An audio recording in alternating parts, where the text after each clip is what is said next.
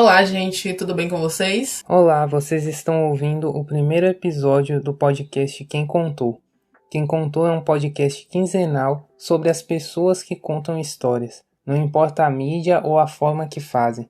É por isso que a gente vai trazer escritores, roteiristas, diretores, atores, quadrinistas, entre outros profissionais que trabalham contando histórias, para saber um pouco sobre seus trabalhos, trajetórias, sobre as histórias de quem conta as histórias. E se você gosta dessa proposta e quer acompanhar os episódios, segue a gente no Instagram, @quem.contou, que a gente vai ir postando por lá. A proposta do podcast é a gente bater um papo de forma descontraída e leve com esses convidados. Cada episódio a gente vai ter uma pessoa aqui conversando com a gente. O projeto também tem apoio da roteirista Gabi Castro. Ela foi vencedora do Lab de Argumento do Festival de Petrópolis de 2021 com o longa Memórias Sombrias. Ela tem uma página no Instagram que se chama Roteiros e Narrativas, onde ela traz muito conteúdo para quem quer começar no audiovisual, como cursos, vagas e todo tipo de oportunidade, vale a pena vocês conferirem. Os links que eu citei aqui, tanto o do nosso Instagram como o da Gabi Castro,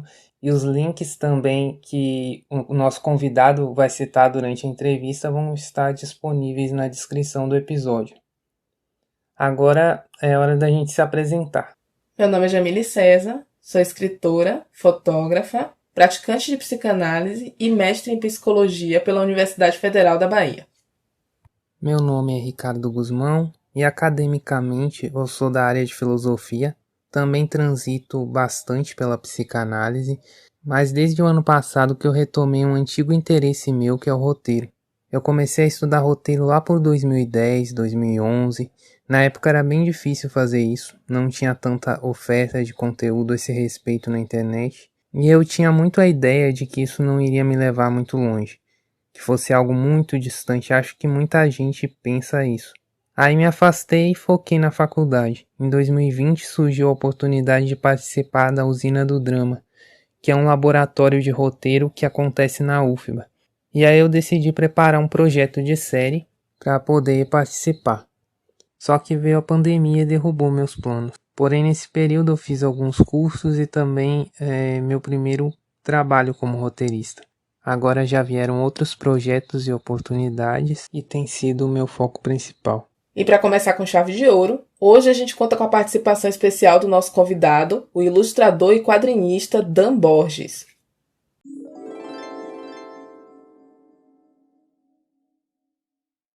Para começar, a gente queria que você fizesse uma apresentação assim rápida, falasse seu nome, o que você faz. Certo. Eu sou Dan Borges, sou ilustrador e quadrinista já há quase 2 décadas.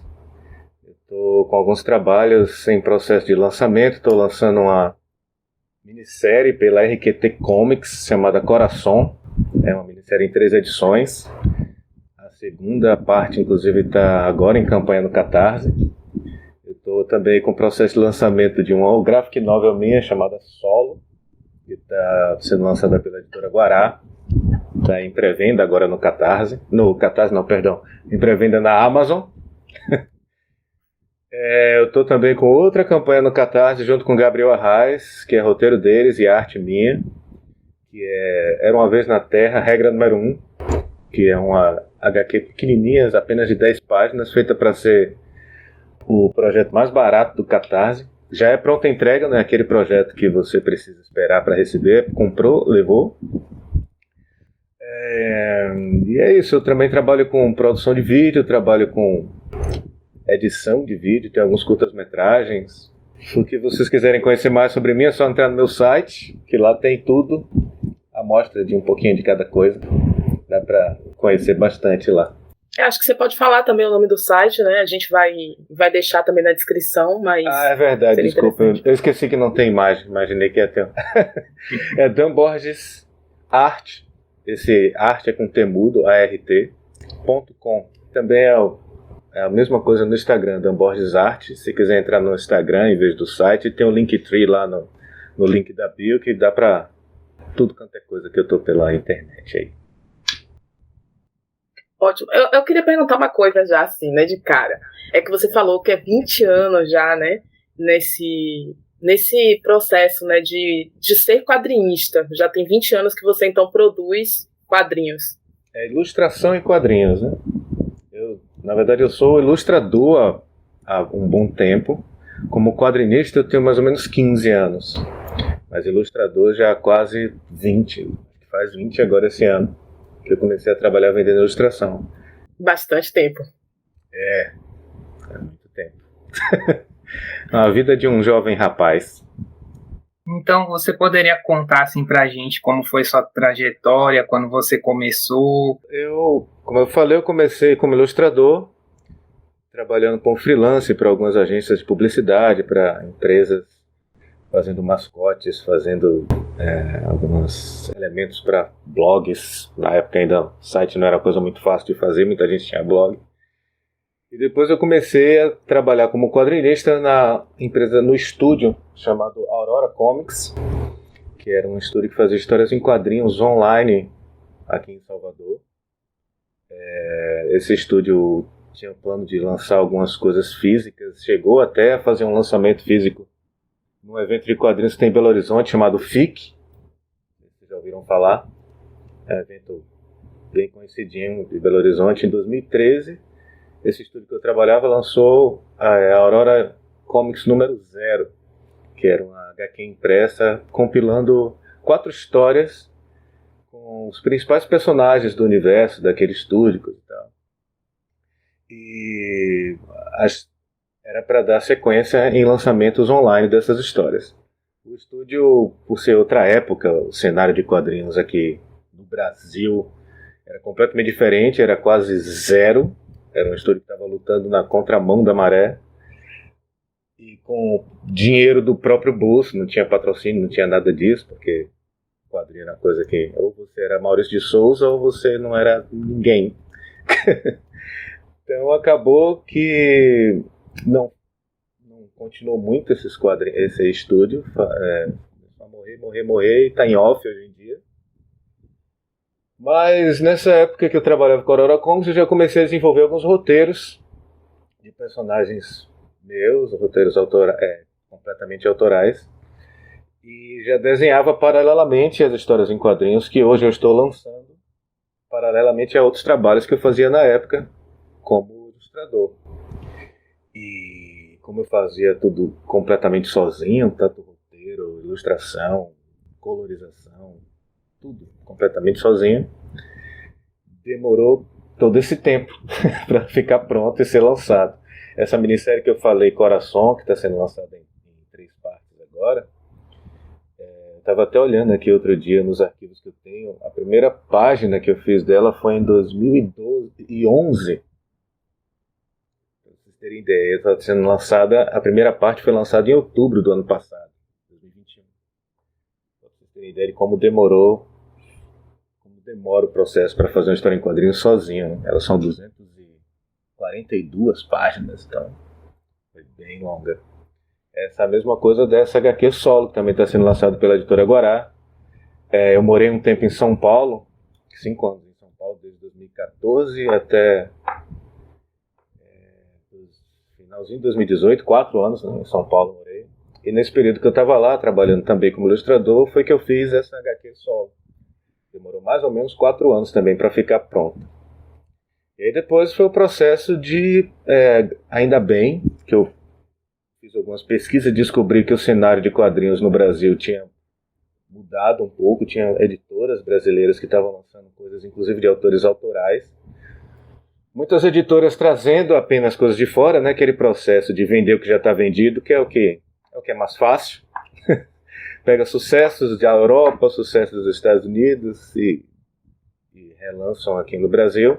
Mas existem algumas editoras que estão bem promissoras, começando há pouco tempo, mas tem um alcance bem bom, que estão lançando autores brasileiros, assim, inclusive não necessariamente pessoas famosas que já lançaram um bocado de coisa. E aí eu mandei os meus projetos para essas editoras, tive respostas de algumas respostas não tão interessantes para mim, como proposta de lançamento que não me atraíram muito.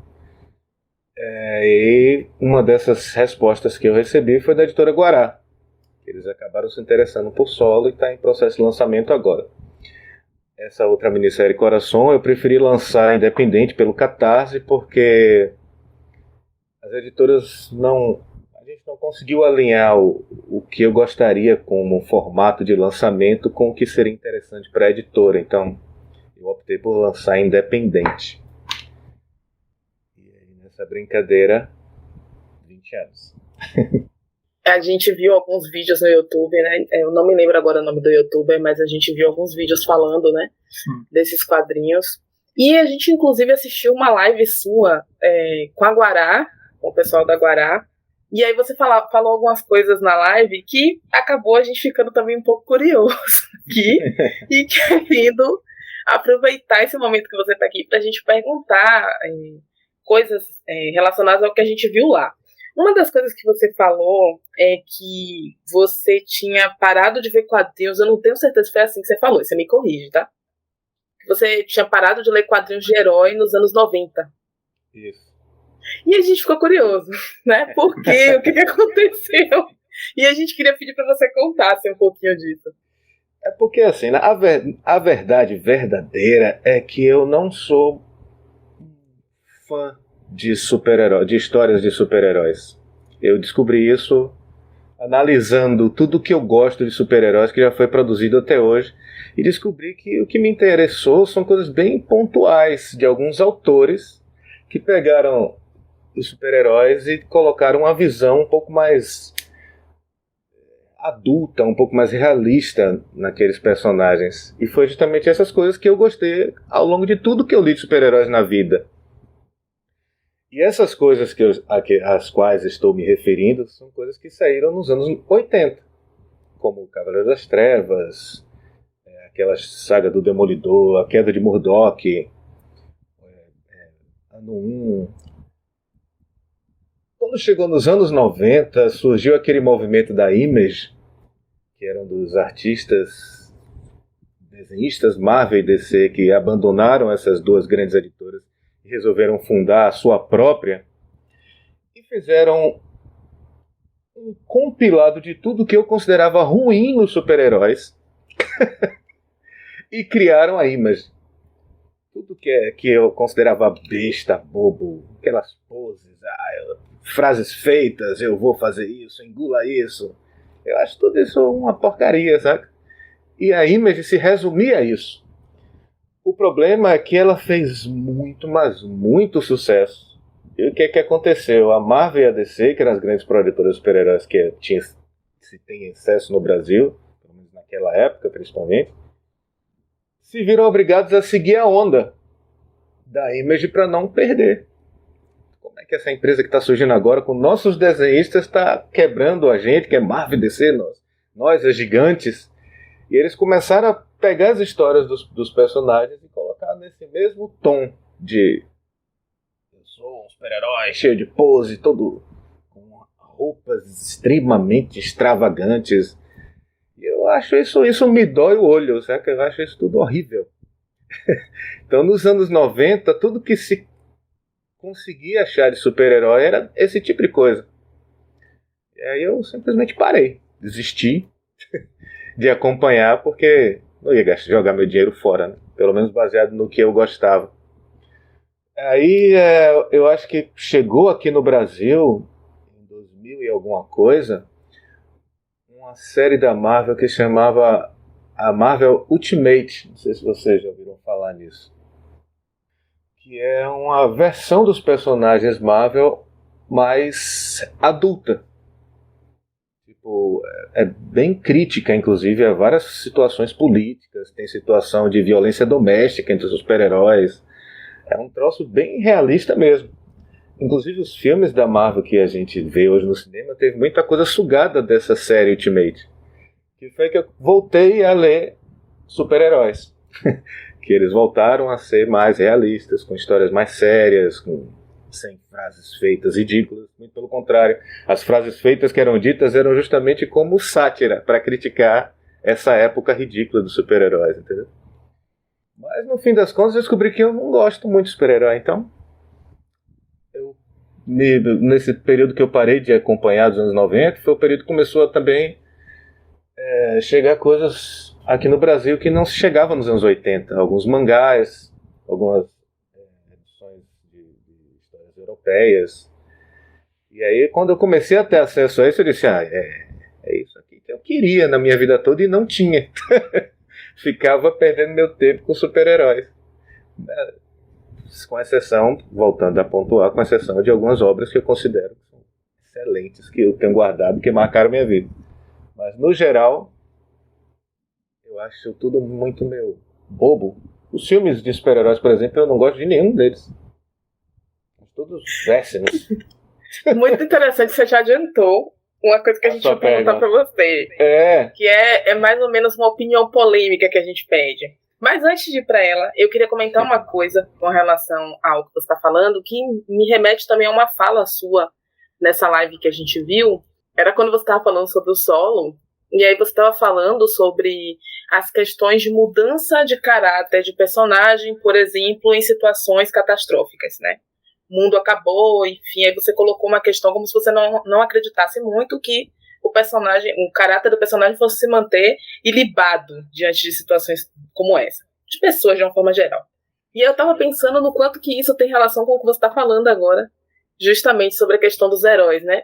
Que se parece um pouco esses heróis éticos e super diante de tudo. Independente de qualquer situação. Cara, eu vejo algumas situações em filmes, séries, histórias em quadrinhos pós-apocalípticas, que as pessoas simplesmente não são humanas. Não dá pra agir daquela forma, sabe? A gente tem um exemplo real que a gente pode colocar como parâmetro. Quando tem uma greve da polícia aqui em Salvador, apenas uma greve da polícia, não é um apocalipse zumbi, não é nada disso, é só uma greve da polícia em que os cidadãos entendem que eu estou isento de ser punido. Cara, as lojas são invadidas e todos os eletrodomésticos, roupas, tênis são roubados. E não é por ladrões, não. São as pessoas comuns, pais de família, mãe de família, que acham assim, não tem polícia, a gente pode saquear tudo. Virou um caminhão de cerveja na estrada, as pessoas comuns, não são ladrões, não são malfeitores, as pessoas comuns vão roubar a cerveja. Isso agora. Agora imagine como é que a humanidade ia se comportar se acabasse. Acabou o mundo. Acabou. Agora é cada um por si. As pessoas iam ficar, não, meu Deus, a moral está acima de tudo. Não, pelo amor de Deus. E o que eu acho interessante de se ver, o que eu acharia interessante de se ver, na verdade, nessas histórias, é justamente esse ponto de que pessoas normais precisando sobreviver numa situação assim. Tem um filme, um dos pouquíssimos, deixa eu ver se eu posso dar essa taxada. Até porque eu não consigo nem me lembrar de outro agora. Mas é um filme que eu considero muito bom pós-apocalíptico, que chama A Estrada. Vocês já ouviram falar? É com aquele Viggo Mortensen, que fez Aragorn, Senhor dos Anéis. E um molequinho que faz um bocado de filme aí, só que eu esqueci o nome dele. Ele sempre faz papel de moleque retardado, porque ele, acho que, como ele tem uma cara de besta, Hollywood só coloca ele pra fazer papel retardado no cinema. Coitado do moleque. Eu até assisti um filme ontem com ele de novo, adulto já fazendo papel de bobo, que é O Ataque dos Cães. O mesmo que fez o X-Men também? O certo. Ele fez X-Men? Nem sabia que ele fez, porque eu não assisti X-Men. Dos mais novos foi. Enfim. Não perdeu nada. Eu imagino. Disso eu tenho certeza. Mas enfim, nesse filme A Estrada, esse Viggo Mortensen, que é o pai desse moleque, acabou o mundo, cada um por si, inclusive tem algumas pessoas que ficam caçando outras para cometer canibalismo, é um mundo bem bizarro. E o pai desse moleque, ele super protege a criança como se o mundo ainda fosse normal, sabe?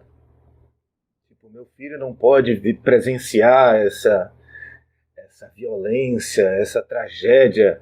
Mas, cara, não tem jeito. A única coisa que você pode fazer, a melhor coisa que você pode fazer pro seu filho é preparar ele para viver nesse mundo. Só que não, ele super protege a criança fica completamente inútil, não sabe se virar sozinha. E aí você passa o filme todo se perguntando, eu vou dar um spoiler pra vocês, hein? Tem problema não? Não? Nenhum, tranquilo. Você passa o filme todo se perguntando, rapaz, o que é que esse guri vai fazer se faltar esse pai aí que protege ele o tempo todo? E é justamente o que acontece no fim do filme. O pai da criança morre e a criança, no primeiro momento que se vê sozinha, é encontrada por outras pessoas. É aquele tipo de filme que deixa subentendido o que será que aconteceu, sabe? Mas, nitidamente, era uma família de canibais. Aquele guri foi devorado pelaquela família. Sabe? Os pais pegaram ele para alimentar os próprios filhos. Porque aquele guri não tinha nenhuma malícia. Era um inocente no mundo onde não se pode ser inocente. Esse foi o único filme pós-apocalipse que eu vi abordar esse ponto de que, cara, se você tentar manter sua moral, seus valores, suas coisas num mundo desse tipo, você vai morrer. Ponto. Tem como sobreviver, sabe? É engraçado que eu tinha lembrado justamente desse filme quando eu tava assistindo sua live e você falou disso. Foi o único que eu vi, eu disse, não, olha, exatamente tudo que eu gostaria de ver num filme. E é raro de ver. Geralmente filmes pós-apocalipse só tem heróis, né? Todo mundo é valente, todo mundo... Se for filme americano então, com certeza alguém vai morrer pelo bem maior. Podem ir que eu fico aqui segurando eles e morre.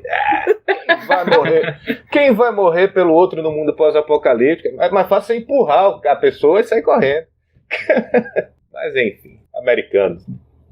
Pois é. Eu tinha anotado aqui uma pergunta quando você estava falando sobre o tempo que você demorou para desenvolver essas histórias. Eu queria perguntar se elas mudaram muito nesse tempo, até a data da publicação e tal. Sim, principalmente Coração, que foi a primeira que eu comecei a fazer, então ela é mais antiga. Quando eu digo que ela levou esse tempo todo para ser feito, inclui também pelo menos uns 2 anos de revisão da história. Depois que ela já estava desenhada, depois que ela já estava praticamente montada, eu passei ainda 2 anos revisando, dando para... Eu tenho alguns leitores que o pessoal chama leitor beta, que é quando você faz uma história, você é autor, você dá para alguma pessoa ler sua história e dar o parecer crítico, sincero. Então eu tenho um leitor beta que é também quadrinista, que eu quero ter a visão de outro autor sobre minha história, e eu tenho outro leitor beta que não é quadrinista, é apenas um leitor, mas é alguém que entende muito de quadrinhos, e eu sei que é sincero, então não vai dizer, legal sua história, mesmo achando ruim, não. Leitor beta é para procurar defeito, compreende? Para apontar buraco. Não, esse roteiro desse pedaço não faz sentido, essa página eu não entendi. Justamente para ter essas mudanças. E Coração foi uma história que eu comecei a fazer numa época em que eu tinha uma cabeça, e quando ela ficou pronta para ser lançada, eu já tinha outra cabeça. E eu olhava para aquela história e dizia, isso para mim, nem eu estou gostando mais dessa história. Então. Eu tive que mudar alguns elementos, alguns personagens, algumas atitudes da personagem principal para ficar menos irreal, saca? Menos machista, por exemplo. Como a personagem principal é uma mãe que perde o filho,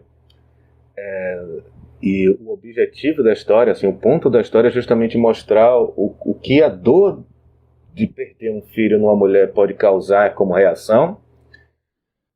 Não seria muito legítimo se simplesmente eu dissesse o que eu acho, compreende? Porque eu não sou mulher e muito menos mãe. Então eu vi que eu precisava conversar com mulheres sobre a personagem, tipo, o que é que você acha dessa atitude, o que é que você acha disso aqui, mães principalmente, o que é que você faria se acontecesse isso com você. Então o personagem foi ganhando mais camadas, o personagem foi ganhando mais essência, e isso levou uns 2 anos para poder dizer, agora tá perfeito, em vez de ficar simplesmente uma personagem feminina estereotipada vinda da cabeça de um homem, sabe? É justamente o que eu tava falando que eu não gosto aqui nas histórias de super-heróis. Então eu não queria que tivesse na minha. Essa foi uma preocupação. Já Solo, que foi uma história que demorou menos para fazer e já foi mais recente, ela é praticamente quase toda como foi planejado originalmente. Só teve 2 páginas que eu acrescentei por causa de uma pontuação justamente de um leitor beta que disse: isso aqui eu não estou entendendo direito, esse pedaço. E eu analisei e vi que realmente eu entendia porque fui eu que escrevi a história, compreende? Então na minha cabeça fazia sentido, mas para quem fosse ler, realmente estava faltando um complemento para fazer sentido. E eu acrescentei 2 páginas e aí resolveu o problema. Mas solo foi pouquíssima coisa que foi mudada. O coração foi muita coisa. Até a cidade, inclusive. Não, a história inicialmente ela se passa no México, mas inicialmente não se passava no México. Muita coisa precisou mudar de cenário, foi insuportável, mas valeu a pena. Deve ter dado trabalho mudar a localização da história.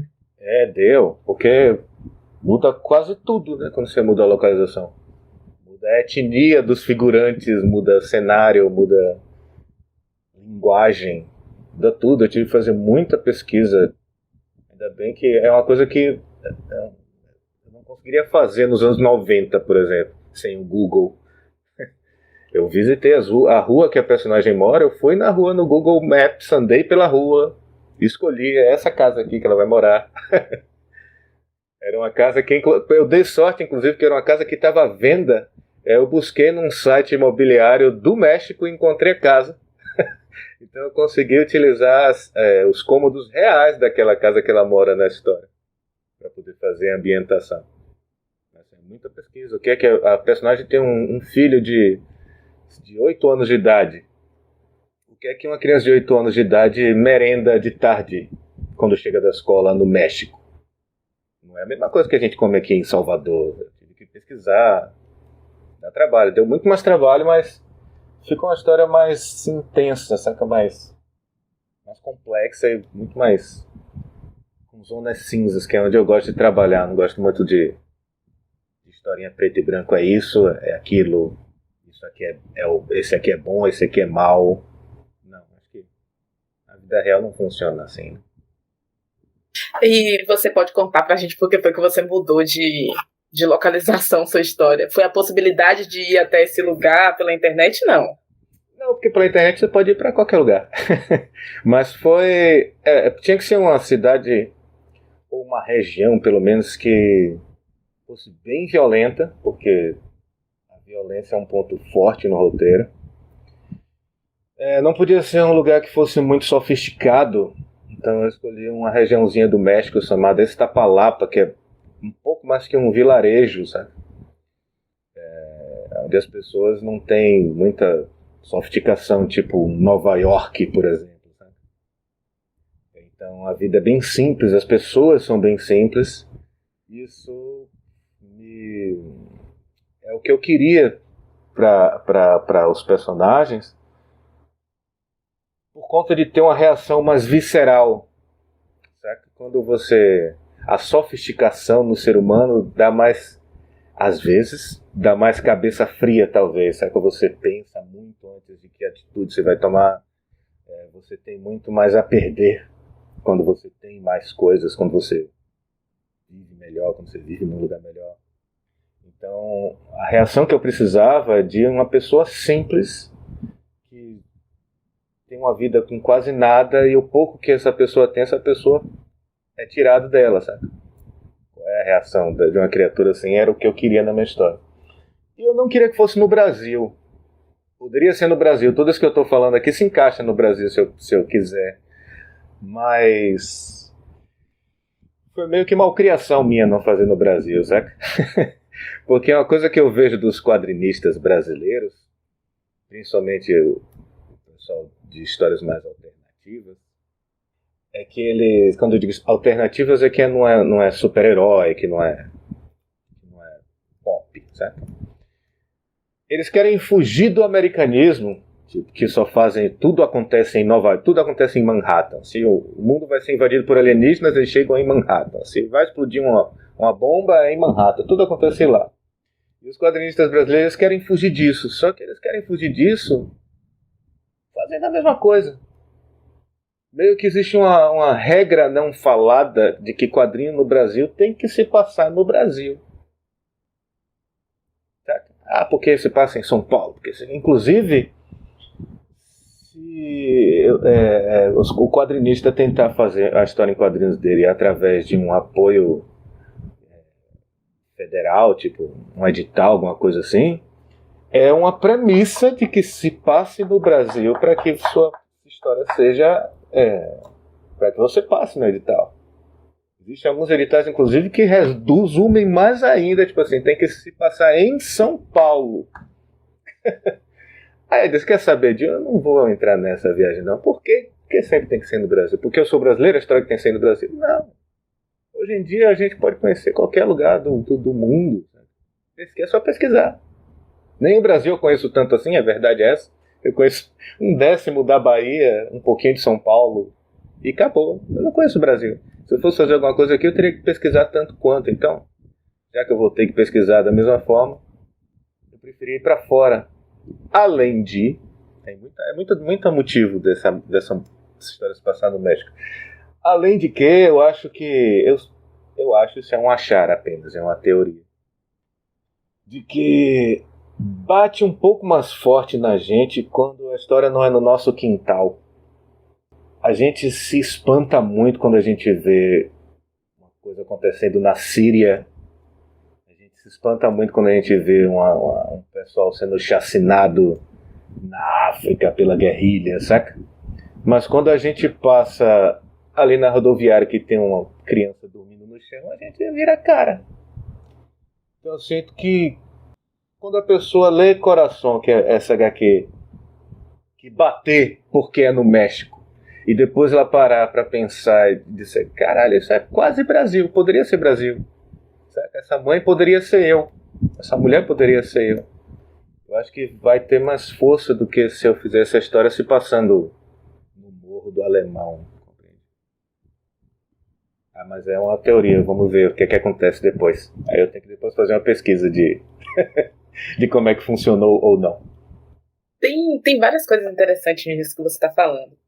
Uma é com relação a esse caráter transgressor da arte, né? O artista, ele se propõe a transgredir mesmo, e isso é uma das coisas muito legais, porque senão vai ser muito uma reprodutibilidade. Todo mundo vai fazer sempre a mesma coisa, e vai ser sempre isso. Isso é um ponto muito interessante, dessa sua transgressão. Não, vou fazer no México, sabe? Por outro lado, a gente pensa também, né? Tem uma questão também aí latina. O latino, ele tem uma forma de se relacionar com as coisas diferente em certa medida, né? Mais apaixonada, mais emotiva. Acho que isso é uma coisa muito interessante também para as histórias. E um outro ponto disso que você fala, com relação ao fato de que talvez toque mais a gente quando é fora do que quando é aqui, eu fico pensando no quanto isso também não é uma espécie de mecanismo de defesa, vamos dizer assim, a grosso modo. Porque o brasileiro ele tem que conviver, né, com uma série de violências em vários níveis. E aí você começa a ir criando uma espécie de capa, né, grossa, e que você enxerga a violência no quintal do vizinho, né, da Síria, do México, mas a daqui de dentro você começa a ignorar um pouco e normalizar, às vezes até. E aí nesse processo de ver fora, talvez, enxergar o que acontece aqui dentro. Genial essa sua sacada. Eu achei genial. Essa sua teoria é muito boa. Foi uma jogada estratégica que vamos ver se vai funcionar, né? Tomara. Espero que funcione. Eu comecei a chegar a esse raciocínio tirando por mim mesmo, saca até. A gente quando vê algumas coisas na TV, tipo, caralho, não é possível, coitado dessas crianças. Mas tipo, eu já ignorei muita bizarrice na rua. Eu acho que é muito como você falou mesmo, é um mecanismo de defesa, porque é tanta que se a gente, no momento que sai de casa até a hora que volta pra casa, for se preocupar com todas essas coisinhas e tentar fazer alguma coisa, é o dia todo, só pra isso. Porque é muita coisa. A gente queria também que você falasse um pouco sobre as suas incursões no audiovisual e se você tem planos, sonhos, se almeja uma adaptação de algum quadrinho. A primeira parte da pergunta. Para mim, o audiovisual, eu trabalho como editor de vídeo, então isso é profissional, eu trabalho editando vídeos para outras pessoas, eu estou trabalhando editando uma animação de um documentário agora, Mas os meus projetos pessoais de audiovisual é algo totalmente por prazer, certo? Eu fiz 2 curtas-metragens junto com Juliana Rosa, que é minha produtora e coautora de um deles. E foi por vontade. Eu sou fanático por cinema desde que nasci. Eu sou entupido de filme pelos meus pais e coisa e tal. Lá em casa uma coisa que era abundante eram os VHS nas prateleiras. Se quebrasse um videocassete, meu Deus, é melhor faltar comida na geladeira do que quebrar o videocassete nessa casa. Então eu sempre quis, só que é um troço caro, né? Muito mais barato uma história em quadrinhos do que você fazer um filme. Então a gente passou um tempo juntando uma verba, porque eu também não tenho paciência de fazer edital para mandar para tentar grana governamental para fazer filme, ter toda aquela prestação de contas. Você começa a planejar hoje e só faz o filme daqui a 5 anos. Eu não tenho paciência, eu sou ansioso, eu quero o meu troço agora. No máximo 1 ano e meio de produção, que foi o que durou os meus curtas. Então a gente juntou a grana, conseguiu alguns atores malucos que praticamente foram parceiros, porque eles não ganharam nem metade do que eles mereciam. Eles simplesmente toparam a ideia porque gostaram do projeto. E a gente filmou o primeiro, chamado Aos Meus Olhos, em São Paulo. É um curta-metragem de 26 minutos, que fala da história de um desenhista. Eu me projetando nas coisas. A história de um desenhista que ele é meio recluso socialmente. No início do filme, o personagem é meio problemático. Ele tem um problema que ao longo do filme vai sendo abordado e revelado, e no final do filme tem uma surpresinha. Você entende por que ele é daquele jeito, né? E a gente filmou com amigos, atores de teatro lá em São Paulo. Foi lançado. Corremos um festival com ele. Não chegamos a ganhar, mas fomos exibidos. Isso, pra gente que estava só de brincadeira, já foi motivo de abrir um champanhe. E o segundo, que é Retirante Juvenil, que é a história de uma menina que vive no interior, totalmente inconformada com aquela monotonia, com aquele nada para fazer. Ela busca refúgio em livros. E ela conhece um cara que é muito culto, que já leu muito, troca várias ideias com ele sobre literatura e filosofia e coisa e tal. Só que esses 2 personagens, eles meio que são opostos em sentido de vontade, sabe? A menina, uma criança de 14 anos, então ela está no auge de querer conhecer tudo, ela quer sair do lugar, quer correr o mundo, quer tudo. E esse amigo que ela conhece é já um cara coroa, já com seus 60 anos de idade, então ele já fez isso que ela quer fazer e está no processo contrário, que é de voltar para as suas raízes, se aquietar mais, buscar um chão, sabe? Foi um filme filmado aqui no interior da Bahia, próximo à Cruz das Almas ali, com uma equipe de atores também parceiraços que toparam fazer. E esse primeiro que eu falei, Aos Meus Olhos, foi em 2017, esse Retirante Juvenil foi agora em 2019 para 2020. E com esse a gente correu 6 festivais, conseguimos entrar em 6 festivais. Foi muito bem recomendado falar, tivemos menção honrosa em um dos festivais e coisa e tal. Mas tudo por amor, assim, isso é que eu não... Por enquanto, não planejo me profissionalizar como cineasta. Tenho essa vontadezinha guardada lá no fundo da alma, mas não é para agora, né? Mais para frente um pouquinho. E a segunda parte da pergunta em relação a meus quadrinhos o objetivo principal deles existirem é esse. Como eu falei agora há pouco, eu faço quadrinhos porque é mais barato do que fazer filme. Mas se eu fosse um cara milionário, eu acho que eu nem desenhava. Eu só fazia filme na minha vida. Só fazia filmes e séries. Porque o que eu quero, na verdade, é contar histórias. Compreende? E a forma que está ao meu alcance é como quadrinho. Mas se eu pudesse atinge através dessa mídia que alcança muito mais pessoas, que é filme, séries, coisas do tipo, com toda a certeza do mundo. Uma coisa que eu procuro fazer nas minhas HQs, e que é muito, ainda bem que eu consigo que isso seja muito bem percebido, é justamente a linguagem cinematográfica da quadrinização, né? A forma como a história é contada é muito cinematográfica. Os elementos de cinema, porque eu também tenho um certo conhecimento de fotografia, então alguns ângulos, até a milimetragem que está sendo usada no desenho é minha referência de foto, compreende? Como se fosse, digamos assim, um storyboard mais elaborado. Minhas histórias em quadrinhos são storyboards mais elaborados, caprichados, compreende? Mas tem um filmezinho pronto ali. É só a Netflix entrar em contato comigo que a gente conversa. Quem sabe um dia a gente não vê o universo cinematográfico Dumbledore. Já pensou? Eu não dou preferência à Netflix, não. Pode ser HBO, qualquer um. Estou aberta a negociações. Com relação ainda a esses curtas, né, que você estava falando, a gente queria saber assim, qual foi a inspiração para criar, né, a história.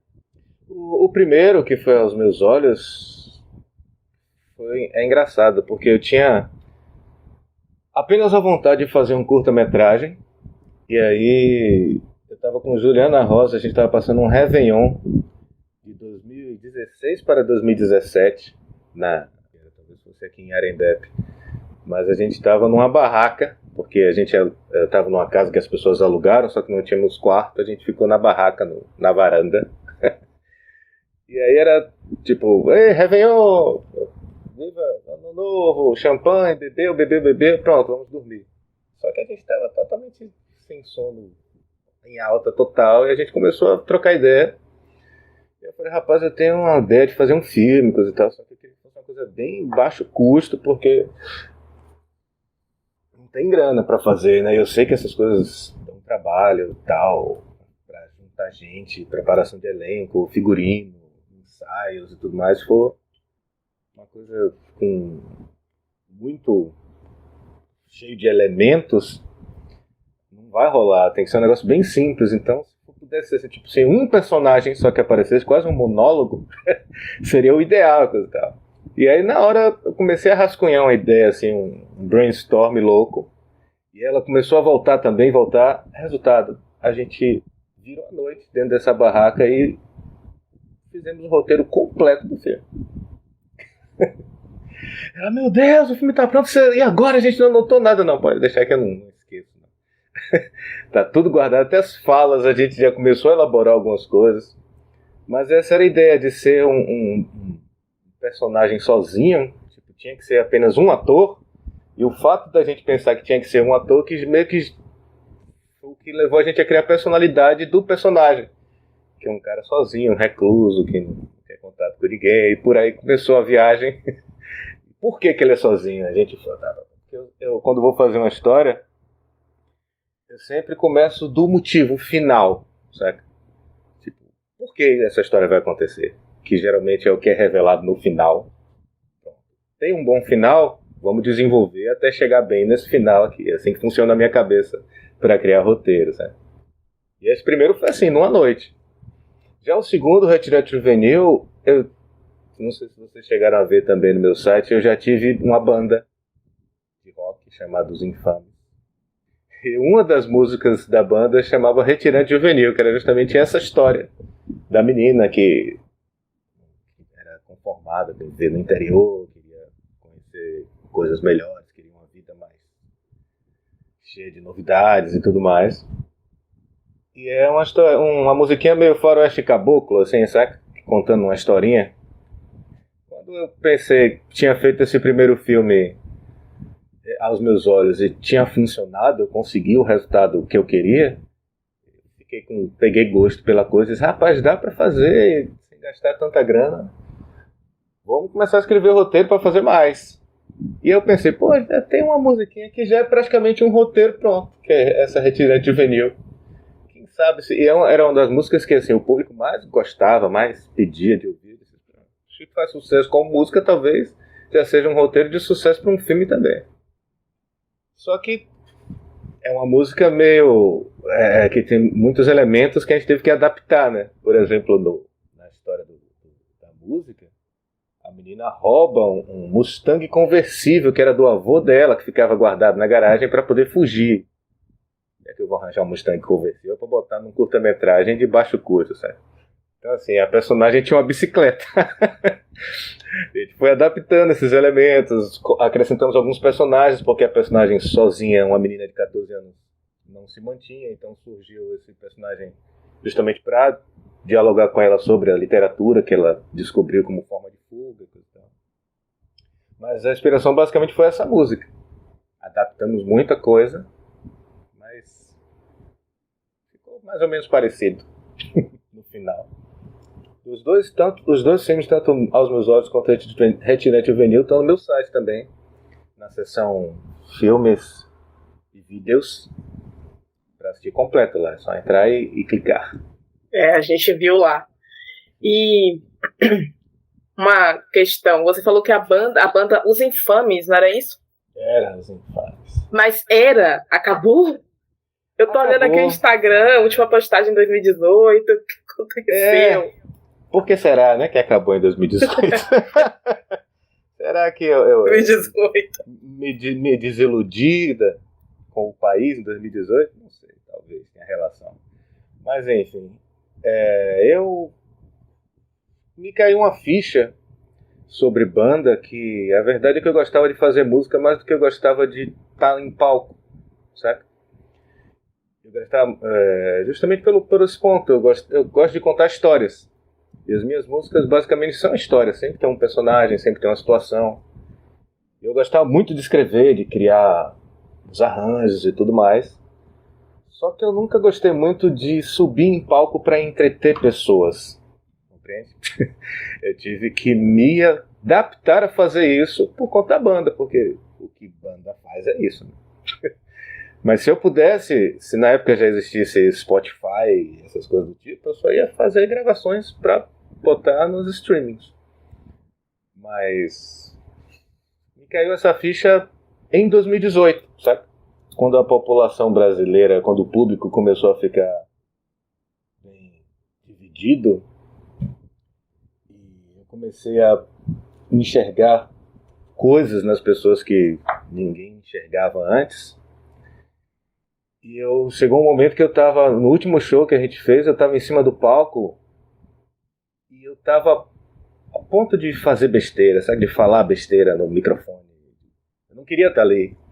E eu vi aquelas pessoas e eu digo, não quero cantar para essas pessoas, não quero entreter essas pessoas, sabe? Assim que acabou o show, eu falei, cheguei com a banda no camarim e falei, galera, foi mal, mas esse foi o último show. Não dá pra mim. Eu vou acabar fazendo besteira, sabe? Então, é tipo lutador de boxe, é melhor sair enquanto ainda não perdeu. Se aposenta enquanto não perdeu, enquanto não fez besteira. E foi o que eu fiz. Mas eu continuo compondo, eu continuo gravando músicas. A trilha sonora dos meus filmes sou eu que componho em parceria com um brother meu músico também, que é Lucas. Já falou Lucas West, mas não é Lucas West, é Lucas Kelch. Lucas West é outro brother. Lucas Kelch, que é guitarrista. Ele é músico. A dele é justamente estar no palco mesmo. Então ele tem uma banda chamada Professor Doidão e os Aloprados. Depois dele uma pesquisada aí. Não sei se já ouviram falar. Eu conheço o Lucas. Já fotografei um show deles em... você conhece? Fevereiro. Conheço. O Lucas é meu parceirão de composição das músicas. Ele que grava as guitarras comigo, ele que me ajuda nos arranjos das músicas e tal. E a gente continua fazendo até hoje, só que direto ele fala, vamos fazer uma banda, coisa e tal. Eu disse, não, pra mim não dá mais, não dá. Eu só quero gravar mesmo, o negócio é estúdio. Mas aí, basicamente a resposta curta é eu enjoei. A resposta curta é essa. Teve 2 ocasiões, eu acho, que o mundo acabou, né? A gente pode dizer que o mundo acabou em 2018, o mundo acabou de novo em 2020. E aí a gente acha que ainda não tem uma dimensão real de quantas coisas mudaram desde então. Por causa desses dois fins do mundo. Isso. De quantas coisas foram repensadas e algumas coisas foram abandonadas, outras retomadas. É um processo bem... Vai demorar muitos anos, eu acho, pra gente digerir, né? Tudo isso. E talvez de forma irreversível, né? Vai ter que mudar. Vai ter que se adaptar ao novo, mas eu acho que tem coisa que não volta mais, não. Infelizmente. Ou felizmente, né? Não sei, às vezes a mudança vai pro melhor, quem sabe. Torcer pra isso. Sejamos otimistas, né? Eu não sou, eu tô falando só porque eu tô gravando o podcast, mas... Então somos 3, porque a gente só tá aqui também fazendo semblante. Eu sou bem pessimista em relação a esse tipo de coisa social. Mas... É só pro pessoal não sair do podcast assim, né? Só não ouvir mais. Vou desligar esse podcast e vou me matar ali agora. Não, gente, acreditem, vai melhorar, viu? Isso. Bola pra frente. Bola pra frente. A gente queria que você contasse um pouco das suas inspirações, referências. Nos quadrinhos, principalmente. Sim. Já que você já falou um pouco, né, de como foi o processo de criação dos porque, na verdade, é meio misturado, porque minhas referências cinematográficas eu uso nos quadrinhos também, né? Mas, enfim, é isso. Eu gosto mais de histórias que sejam mais, como é que eu vou dizer, densas, sabe? Eu sempre gostei de histórias que fossem mais complicadas, que tivessem personagens que fossem complexos no sentido de você não sabe se esse cara é vilão, se esse cara é herói, você não sabe. É uma pessoa humana, eu gosto de personagens humanos, compreende? Que agem de acordo com o que a situação exige e às vezes cometem erros, fazem besteira. Então o que eu gosto de ler e o que eu gosto de assistir é justamente esse tipo de coisa. E o que até hoje o que eu consegui encontrar nos quadrinhos desse tipo de coisa é Alan Moore, gênio supremo dos quadrinhos. Eu gosto muito de Frank Miller. Inclusive, as poucas coisas de super-heróis que eu gosto são as que foram escritas por Frank Miller. Eu gosto muito de Jodorowsky, algumas pessoas pronunciam, cai lá, que é o cara que criou o Incal, não sei se vocês já viram falar. A versão original do filme Duna, que tá tão famoso agora porque voltou, foi escrita por Jodorowsky, que nunca foi lançada porque era uma coisa grande demais para o cinema na época. Mas ele é um cara que faz coisas também enlouquecedoras. Cara, eu gosto terror também, são coisas que me influenciam muito, apesar de eu não escrever terror. Mas eu tenho um problema muito sério, vou confessar logo a vocês. Eu não guardo muito nome de gente. Então eu não guardo muito nome de autor, não guardo muito nome de escritor, dessas coisas. Então eu posso só citar obras que eu gosto, que eu sei assim, eu sei que é da mesma pessoa, só não vou decorar o nome desse cara nunca na minha vida. Mas enfim, tem algumas coisas que eu gosto de assistir. Por exemplo, quando eu era criança, pra vocês terem ideia de como eu queria fugir de super-herói, eu li Agatha Christie.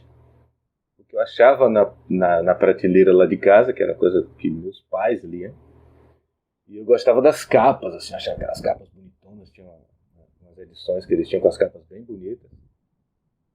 Eu peguei um para ler e vi que era uma leitura, Agatha Christie, uma leitura relativamente fácil, não é nada muito cheio de palavras complicadas e coisas desse tipo. Então eu, com 7 anos de idade, consegui entender do que se tratava. E eu achava ótimo aqueles mistérios, assim, sabe? Então eu li aquilo enlouquecidamente, li quase a coleção toda, não sei se foi toda, mas tudo que tinha lá em casa de Agatha Christie eu li. Mas basicamente minha influência é esse tipo de tema, são histórias de mistério policial, história de mistério, ficção científica, histórias de pessoas em situações e que elas têm que agir de forma inesperada, sabe? Eu assisti um filme, inclusive, muito bom ontem, chamado A Filha Perdida. Já viram na Netflix? É recente. Não, a gente ainda não viu. Eu ouvi falar, mas ainda não assisti. É bem recente, bem recente. Acho que ele saiu no máximo 2 semanas.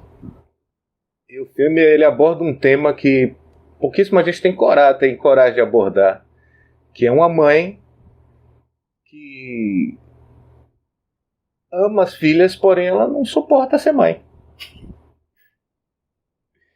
E é uma situação muito, muito terrível que ela passa, porque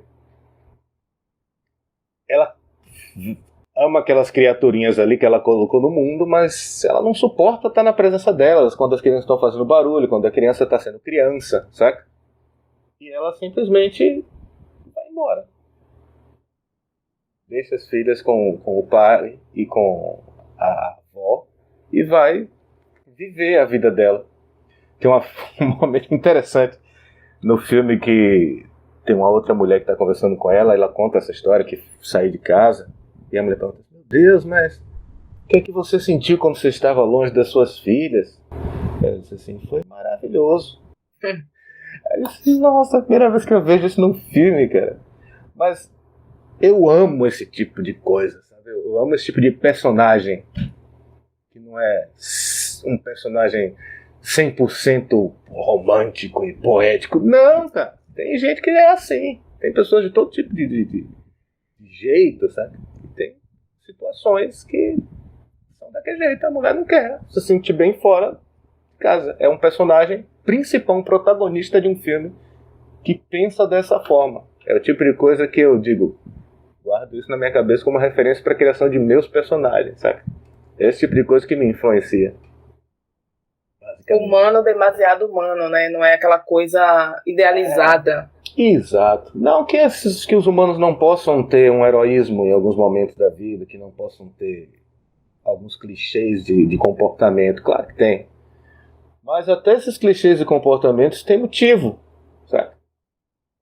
E o que me interessa nos personagens são esses motivos, e não o clichê em si. Por que essa pessoa está agindo dessa forma? Então tudo que for assim é o que eu busco consumir, seja literatura, seja quadrinhos, que as pessoas não consideram que não é literatura, filme, seja tudo. Mas eu tenho um defeito que eu não sei se é o que vocês estavam esperando ouvir, eu não decoro o nome de autor. Não decoro o nome de autor, não decoro o nome de diretor de filme, de roteirista, desculpe, eu não decoro. Eu só decoro o nome das obras e consumo. Scorsese, quando é uma coisa muito maravilhosa, aí eu decoro, sabe? A gente não julga. É, porque vocês também esquecem coisas, né? Imagina. Péssimos. Na adolescência mesmo a gente passava por umas coisas assim, né? Tinha aquela época das bandinhas, e aí a gente era muitas vezes questionado: você gosta de tal banda? Então, como é o nome do vocalista? Como é o nome do guitarrista? Não sei. Eu passava por poser sempre, porque eu não lembrava. Mas você gosta da música, você não gosta do vocalista? Dane-se o vocalista. E mesmo que goste, eu posso esquecer. Mas é isso, porque eu me pego muito na obra, sabe? Até porque eu já tive algumas decepções com autores que, tipo, gostei muito daquilo, aí gostei muito daquilo outro, e fui gostando muito na sequência do que a pessoa produzia, e meio que fiquei tietezinho, sabe? E depois a pessoa dá umas decepcionadas, e eu sei que a decepção não é culpa da pessoa, é culpa minha que idealizei aquele autor como um cara infalível, uma mulher infalível, sabe? Mas não, as pessoas fazem coisas boas e coisas ruins, é isso mesmo. Então por isso que eu me pego mais a obra, saca? Isso aqui que eu gosto disso, obra. Porque se eu citar um autor, eu tô colocando ele como tudo que ele fez eu acho bom. Não. Dificilmente eu acho tudo que um autor fez bom. Eu gosto de tais obras. E agora a gente queria saber como você vê o mercado de quadrinho no Brasil hoje em dia, e se você tem dicas para quem quer entrar nesse ramo. Cara, o mercado, como eu falei lá no início, ele mudou da água para o vinho nos últimos anos. De 2015 para cá, surgiram editoras novas, surgiram oportunidades para os autores lançarem seus trabalhos no Brasil. É porque, assim, existem dois tipos de pessoas que almejam ser quadrinistas. É o desenhista de quadrinhos e o autor de quadrinhos.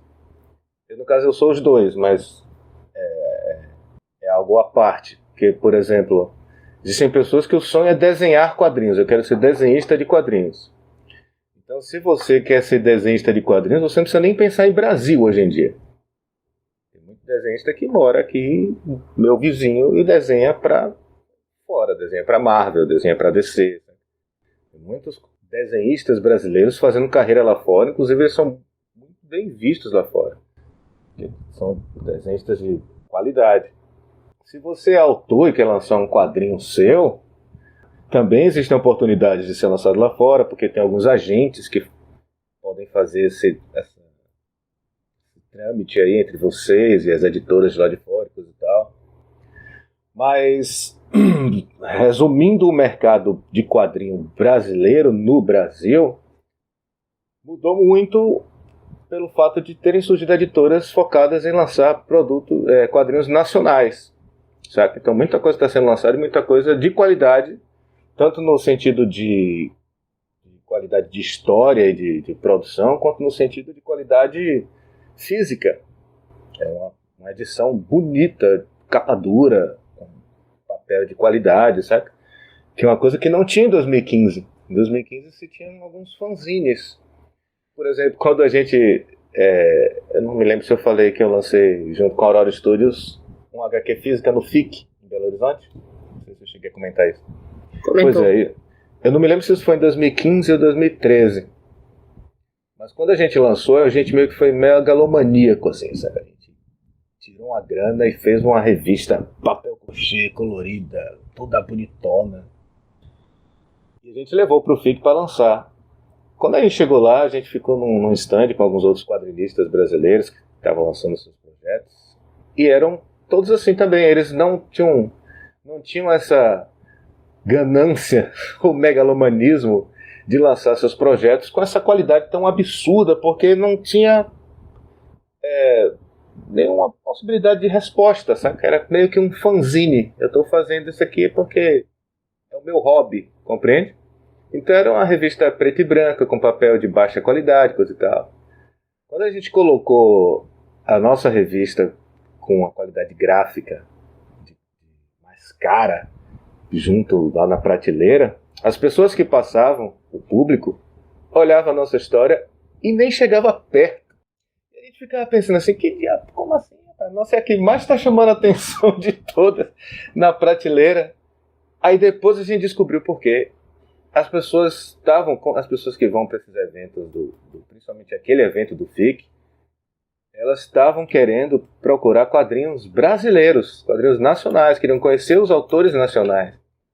E quando eles olhavam para aquela edição que a gente tinha lançado, eles achavam que não era daqui, porque não estava dentro do padrão de baixa qualidade que era possível se lançar na época, pela falta de mercado, compreende?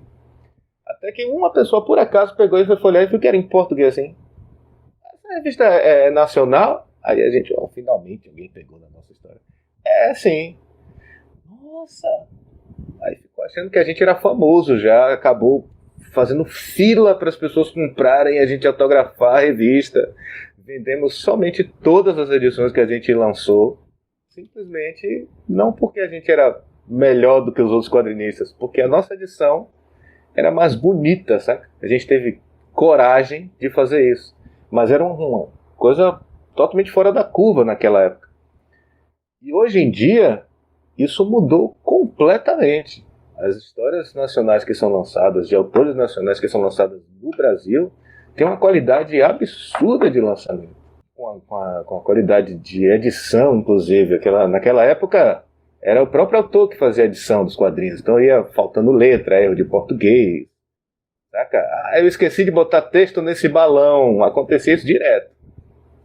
Hoje em dia, como profissionalizou mais, tem um editor para fazer isso, tem revisor para ver tudo no final. Então a qualidade dos quadrinhos que estão saindo, que chega no público, não deve nada para lá fora. E aí o que acontece? O mercado começou a falar mais, começou a girar, os quadrinistas que tinham largado mão porque não tinha mercado começaram, opa, então eu vou lançar aquela minha história que estava guardada. O mercado voltou a fazer burburinho, voltou a ferver. Eu sou um desses quadrinistas que não acreditava lá atrás nesse tipo de coisa. Inclusive, a primeira versão que eu fiz das minhas histórias foi em inglês, pra vocês terem ideia. Porque eu sabia que, na época, lançar no Brasil não queria dizer nada. Eu ia lançar para meus amigos e meus parentes. Então eu pensei, eu vou dar um jeito de fazer um contato lá fora para tentar lançar em alguma editora lá fora, dessas que lançam autores independentes e coisa e tal. Só que, como elas demoraram tanto para ser lançadas, eu só fui lançar agora, eu mudei de ideia, porque eu vi que o mercado estava voltando no Brasil e disse, olha só, vamos ver o que acontece lançando aqui no Brasil. Tive resposta de editoras, uma coisa que antigamente as editoras lançavam autores que eram famosos só, certo? Não me interessa se é bom o seu projeto. Quem é você? Você tem 50 milhões de seguidores para vender seu produto? Não tem. Então por que eu vou gastar dinheiro lançando o seu produto? As editoras antigamente eram assim. Hoje em dia tem muita editora disposta a apostar no autor se tiver um produto de qualidade.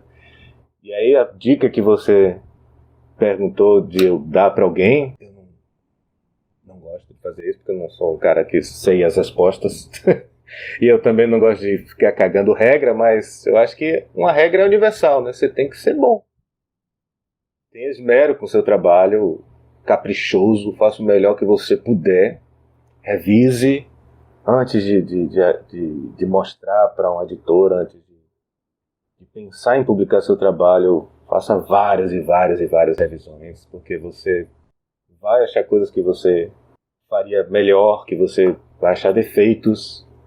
Tenha leitores beta, como eu comentei aqui também, pessoas que não são você apenas gostando do seu próprio trabalho, pessoas que vão ter sinceridade de apontar defeitos, dizer, melhore isso antes de lançar. Porque, principalmente no seu primeiro trabalho, né? Porque o seu primeiro trabalho, ou você ganha o público, ou você se queima. Então, seja bem caprichoso. Acho que essa é a única dica que eu acho plausível de alguém dar para o outro é essa. Tá bom, era isso, Dan. Muito obrigado por ter aceito o convite. Foi muito boa a conversa. Eu que agradeço. Muito obrigado por ter confiado, né? Principalmente nesse projeto da gente que está começando agora. Conversar é sempre bom sobre esses temas. Se vocês me chamassem para falar de culinária e política, eu talvez tivesse recusado. Mas quadrinhos e cinema, a gente grava quantas vezes vocês quiserem. E para vocês que chegaram até aqui, nosso muito obrigado também. Não esqueçam de seguir a gente no Instagram, quem.contou, e ficar ligado para os próximos episódios, sempre a cada 15 dias.